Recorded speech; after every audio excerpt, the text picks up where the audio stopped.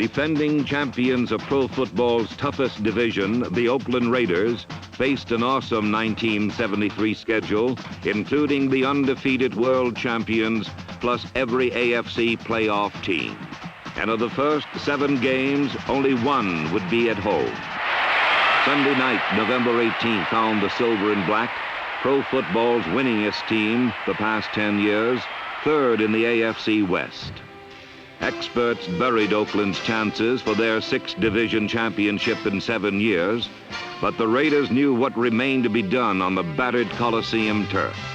Forged in the fires of adversity, fueled by an unyielding total commitment to excellence, the character of the Raiders rose to heights of greatness in a thundering drive to the playoffs. Thus was written another heroic chapter in the proud history of an organization that ranks atop the sports world.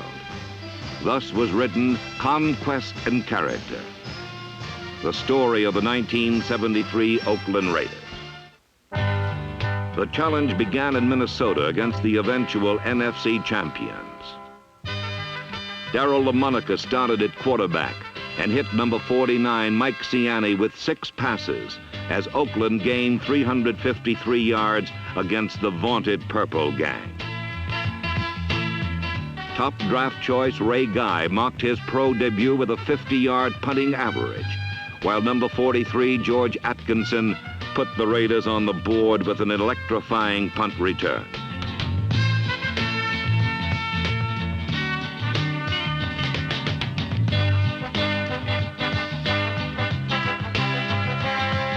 But in the end, veteran Fran Tarkington and Rookie of the Year Chuck Foreman spearheaded the Vikings' 24-16 win over the Silver and Black. The next Sunday found Coach John Madden and the Raiders at California Memorial Stadium against the world champion Miami Dolphins. The order of battle was set early as Dan Connors blacked out Larry Zonka's power. Then number 77, Bubba Smith, and the young Raider defensive unit turned off the light of flashy runner Mercury Morris. Oakland played errorless football in over 74,000 appreciative fans, largest crowd to ever see a pro game in Northern California. Knew Miami's record 18-game win streak was in danger. Number 23, Charlie Smith, and number 44, Marv Hubbard, rampaged Goldwood. 4 times this duo drove within field goal range. 4 times astute coach John Madden called on veteran George Blanda.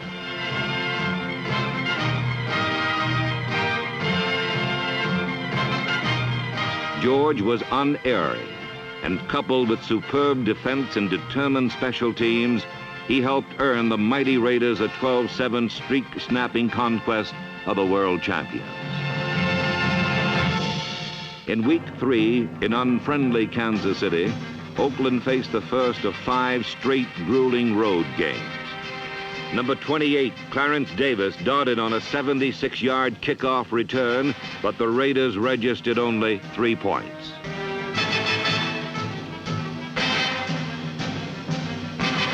The powerful Chiefs managed only 3 field goals themselves as punter Ray Guy's cloud-clipping shots boomed into the land of no return.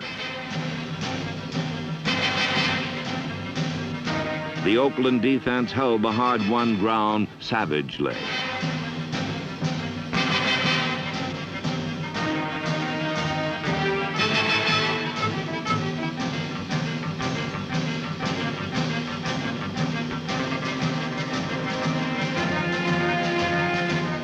But with only 2 minutes left to play, a deflected pass sealed the Raiders' fate.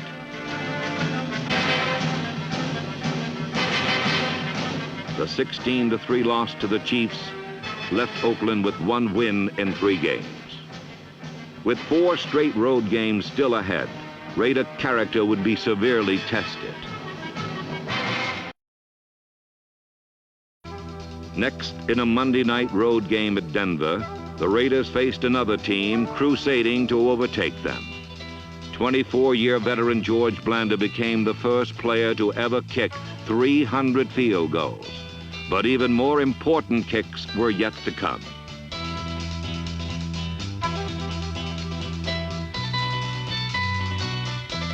3 times the Raiders rallied from behind.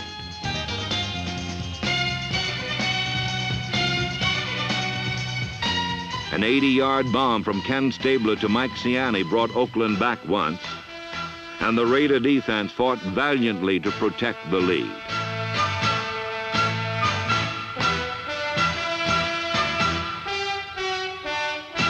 Despite clutch plays like this interception by number 31 Jack Tatum, the rugged Broncos forged a 17-13 lead.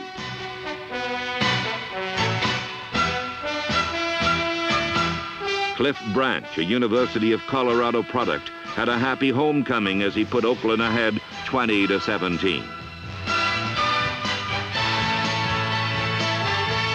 Then, with Stabler injured, LaMonica came in and hit Branch to set up a final minute go-ahead field goal.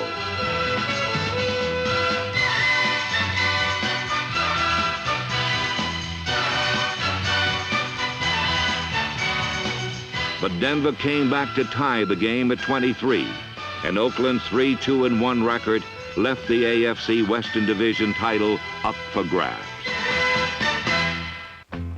Now the Raiders were cross-country in Baltimore for a 5th straight road game. Ken Stabler hit Mike Ciani, Fred Biletnikoff, and Bob Moore with 6 passes each, while completing 25 of 29 to set an all-time NFL completion percentage record. This record performance again brought to national attention the precision passing that has for so long been a feared weapon in the Raider arsenal.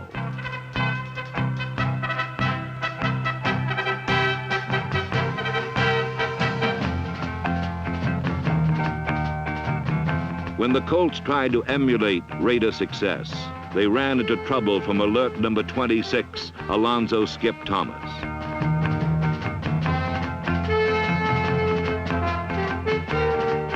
With the Riddle Colt secondary playing deep, Clarence Davis rolled behind number 63, co-captain Gene Upshaw, for 2 scores and a 34-21 Oakland victory.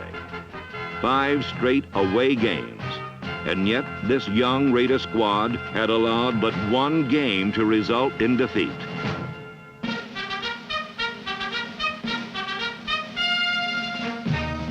Finally, the Silver and Black came home to the Oakland Coliseum. Their opponents in this 8th week of the season were the New York Giants. With a 40th consecutive Coliseum sellout crowd in attendance, the fatigue of travel and battle was temporarily forgotten, as Coach John Madden skillfully unfolded a devastating game plan. Against New York, Raider superiority was evident from the opening whistle. Yard by yard, man by man, point by point, Oakland vanquished the Giants in a surge of raw power.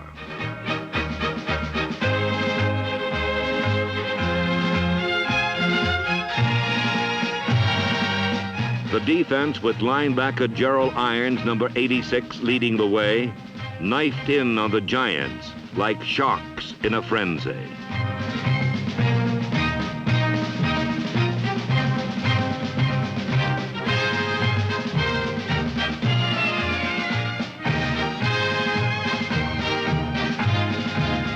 Down after down, the Raiders displayed the intensity of a proud team in search of its 9th consecutive winning season.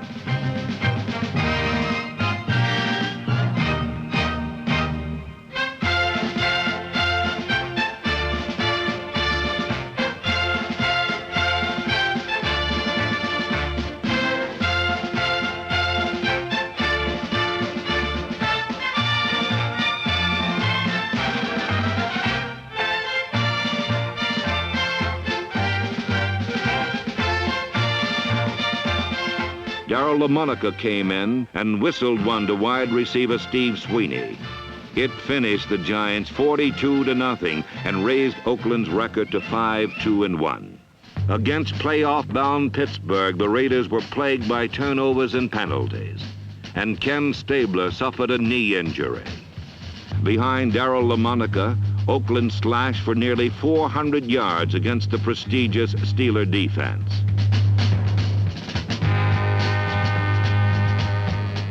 Despite this display of strength, the Raiders scored only 9 points.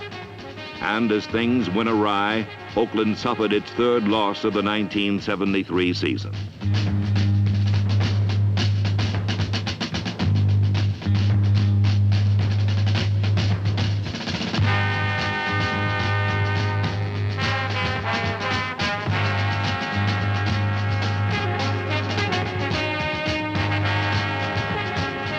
But while the 17-9 defeat was damaging, the bruising defensive struggle with Cleveland the following week was even more costly.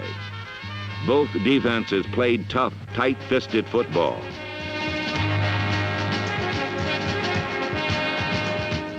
If you were lucky, you were able to crawl away.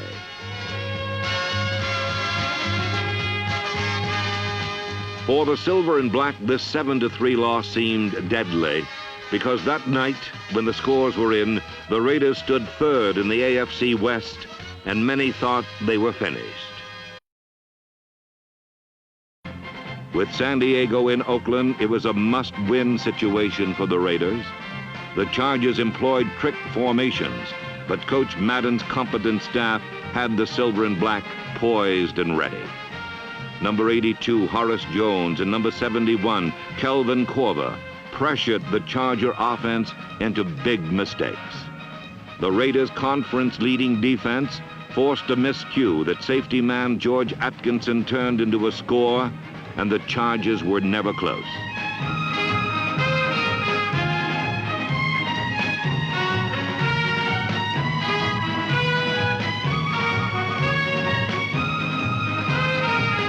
The defiant Raiders dug in and overpowered San Diego, 31-3. The victory was crucial. Oakland's comeback tradition blended with a strong pride that would not allow this team to give an inch, despite the imposing obstacles that barred their charge to the division title.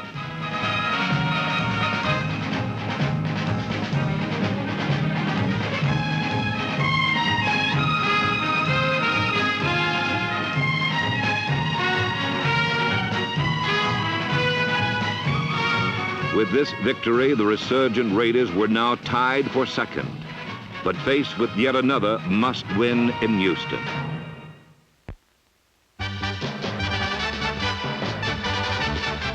Against the Oilers, Marv Hubbard raced for 121 yards to contribute to a new Raider season rushing record of 2,510 yards. But the Raiders were in a rugged battle inside the Astrodome. The Oakland defense bent, but a touchdown-saving effort by number 24, Willie Brown, epitomized Raider determination. And 2 plays later, the Houston scoring threat was smashed when linebacker Phil Villapiano picked off a forced fumble.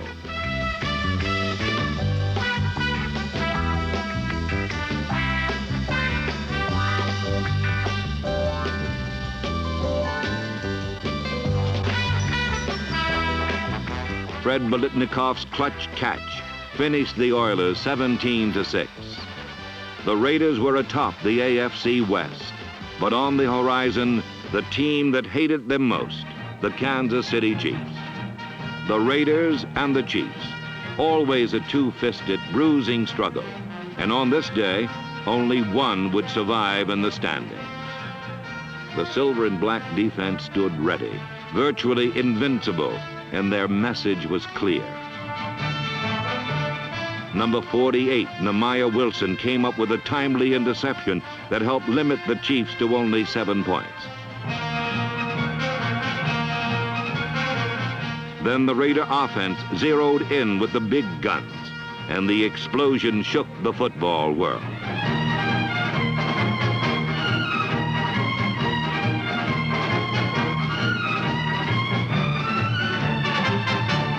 This was the offense that would finish number 1 in the AFC, and KNBR's Bill King described the relentless role of the on-rushing Silver and Black wave.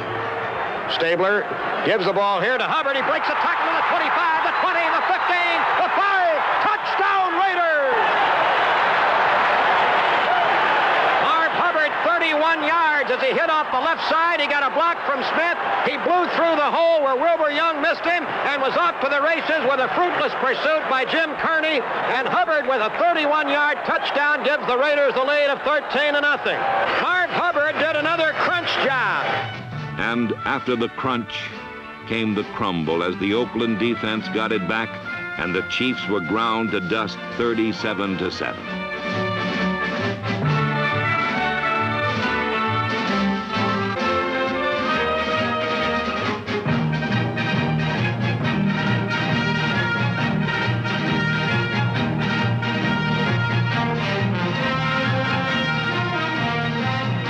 Branch goes in motion from the left, and Stabler rises up and throws. Branch makes a touchdown catch, Raiders. There was an incredible play. Branch started in motion from the left. He stopped behind Upshaw, the left guard, reversed and came back to the left, slanted into the end zone. Stabler laid it in his hands. Now only two teams remain, and the last regular season game was the only one that mattered. The Raiders had battled back and now face the final challenge to their championship plans, the Denver Broncos.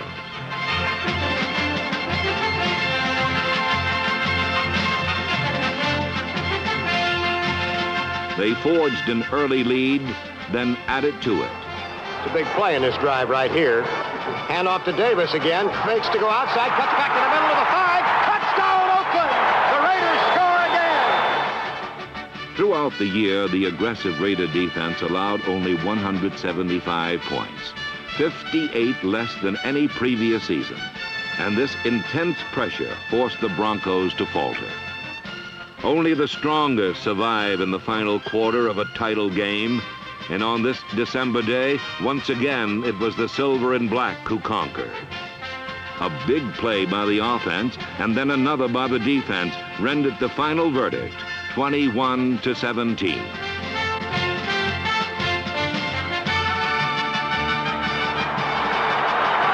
Denny Stabler and Mike Ciani may have just broken the hearts of all of Denver, Colorado, with a 31-yard bomb.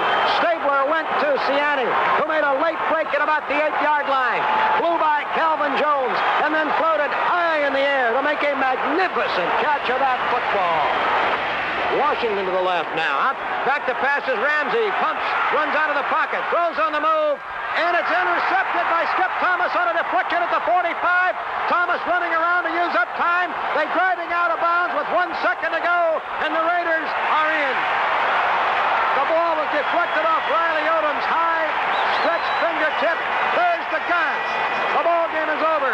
The Raiders, for the 6th time in 7 years, win the Western Division of the American Football Conference.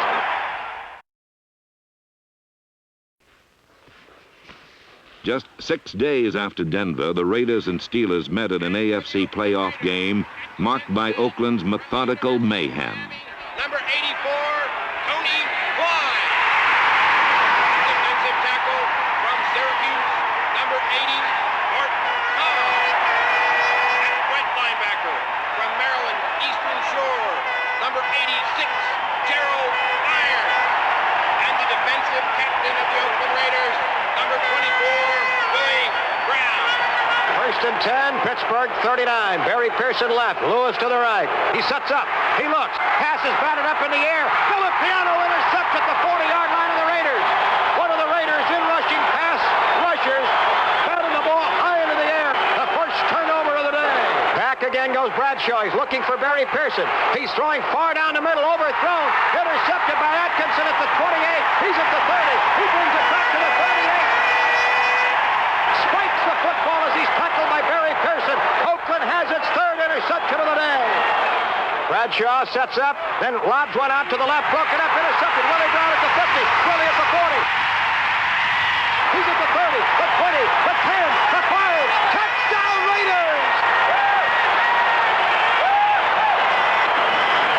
Oakland Coliseum has exploded as the great veteran Willie Brown tipped the pass intended for Pearson. Bobbed it into the air so he could grab it at the 50 and outraced everybody to the end zone. A 50-yard interception returned by Willie Brown. Suddenly the Raiders are leading by 15 with Blanda trying to tack on another one. With design and desire, the awesome Raider juggernaut ripped out huge chunks of Steeler turf.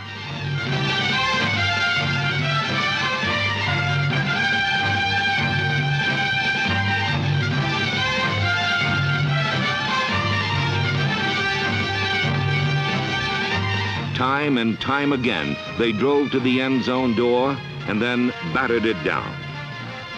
In the end, it was Raider pride that dominated the day with a resounding 33-14 victory. A triumph saluted with a standing ovation by the ecstatic Oakland fans.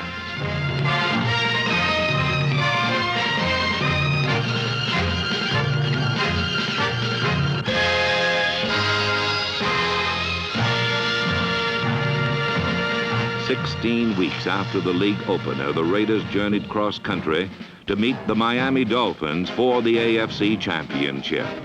On the initial series, the Raiders mounted a strong drive that was killed by a heartbreaking penalty.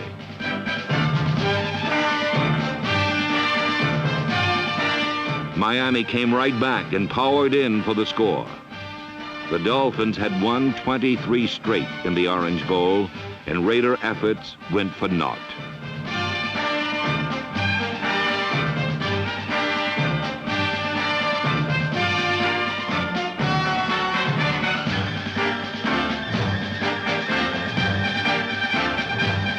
Oakland had 10 points, Miami 27, and the Raider season ended.